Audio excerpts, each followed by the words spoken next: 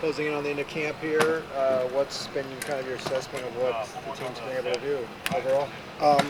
Really impressed with their effort and attitudes and that they brought in here since we started camp, and then really impressed with the health of the team. I've never had this many, probably in my career, this many kids healthy all through camp. So kind of credit to Frank and what he does for those guys. But I think we've got a lot of guys that have got a lot of quality work, and sometimes you get guys that miss a part of camp or all of camp, and they're trying to play catch up everywhere to how many guys they've got. So. You mentioned health. You had said at one point that Tyree was the only guy definitively out. Is that still the case, or is there some other guys right you now, can rule out at this point? Tyree would be the only guy. Okay. Are you going to formally name a starting quarterback? Formally? Like send out a release? We'll send out our starting depth chart. When is that? I don't know. Whenever we coordinate with Shayna, whenever the depth chart has to go out, we'll give you all 22. Okay. Not just the quarterback. There's more than one guy that starts on the team, so we'll give you all 22 guys that are going to start. So. Okay. What, as you start your formal Cincinnati preps, which I know you probably have already started, what do you... We start Cincinnati on Saturday. What stands out to you about their strengths? They're an 11-2 team. Really well coached. They did a great job. 4-8 in his first year, 11-2 in his second year. They're really good on the defensive side of the ball. Obviously, that's Luke's specialty. Quarterback's a really good runner. I think he's added another dimension for him. So it's a real formidable opponent to play in the first game. It's going to be a really big test for us. Seems like they also have really good depth at running back. Yeah, they got depth everywhere. Luke's done a really good job recruiting there, and he's got. It's a good football team, really. And there's been a great history of Cincinnati football, through the years. And Luke has continued that, so we're going to have our hands full in that. Yeah. Have you awarded scholarships to walk-ons at this point? Nope. Do you have a target date for doing that? I haven't talked about anything like that. So we're just trying to have a really good. Some of the guys had said that Ethan Fernia had gotten Nick Pasquale's number.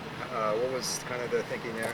We just want to honor Nick. I know he was talking to the guys that were here, Jerry Neuheisel and Danny Fields, two of our GAs, had an opportunity to play with him, and how do we continue Nick's legacy. And so we're going to honor him every year with one player will wear number 36, and it'll be a little bit of a special number. And his parents were here last Sunday to kind of be part of the ceremony when we named Ethan as the award winner, and I think the parents were really excited that they get to see Nick's memory, kind of everybody not forget about what type of teammate he was and what type of person he was. So Ethan was excited about it, and I just thought it was the right thing to do. What did those people, those GAs, tell you about? Just what a great teammate. And I think if that's the first words out of everybody's mouth is, Jerry said he was the best teammate he ever played with. So it tells you about the character of the person. And that's what this is all about. There's a lot of talented people that play sports, but I think it's the lasting memory of your character that I think always stands out with players, and that really resonated with all of us. Do you like starting this year with the same team you started last season with? I don't care. Don't care about that? I never even thought of it that way. I like starting with a really good football team, and that's got our attention, and we'll have your attention the whole off season. And when you come in to get a chance to play an 11-2 team that beat you last year, then that's a challenge that you gotta embrace if you're a competitor. So. What are your goals for this season for UCLA football? To have a really good Wednesday. So that's our goal. Let's think. We're in a micro operation now once the season starts, and we do it on a daily basis. So it's how can we be better today than we were yesterday, and that's it. And then pick your head up sometime in December and see if the season as a whole was a positive. There's going to be ups and downs, and how you respond to the downs is really the important part. So, and even how you respond to the ups. Do you kind of take your foot off the gas and say, hey, we've arrived? Because you never arrive in this game. So we break it down on a daily basis. So for our guys, and we talked to them about it yesterday, let's go and have a really good Wednesday. If we're going to have a good Wednesday, then let's go to sleep and see if we can do it tomorrow. So right now our goal is just to have a really good Wednesday. When you took this job, you didn't have a vision of what you wanted to do by year 3 or year 5. I had a vision of trying to have every day be a successful day, and I think that's how we've always approached it, on a daily basis, not on a long-term basis. That's never been that way, and never will be that way. You mentioned that Justin Fry, as the offensive coordinator, is highly organized and he brings a lot of good ideas to that position. In what ways do you feel like he's enhanced the offense in the last couple of months that he's had that? I don't think he's enhanced it in the last couple of months. I think he's enhanced it since the day he got here. So it's not like all of a sudden when Justin went to coordinator in December, he came in and said, "Hey, I got a great idea. Let's do this." I mean, we've always been a very collaborative group in all phases of this game. So everybody has an equal say in terms of everything we do. It's not, I'm the head coach, I get 4 votes, and you're the coordinator, you get 2, and the other guys get 1.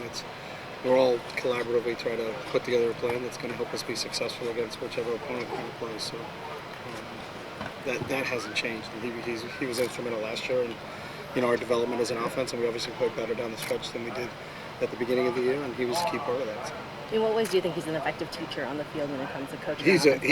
I think his ability to communicate and relate to the players is outstanding, and he's meticulous in his work ethic in terms of making sure his presentations are what our players need to hear. And he's really in tune to their learning styles and what is effective maybe with one person isn't as effective with another person, and his ability to pivot, whether he's teaching it kinesthetically or whether he's teaching it auditory, depending on who the individual is a real keen sense of how you approach guys. So you can't do it all to everybody because everybody learns differently. So I think he's really in tune to the learning styles of each individual player in his position.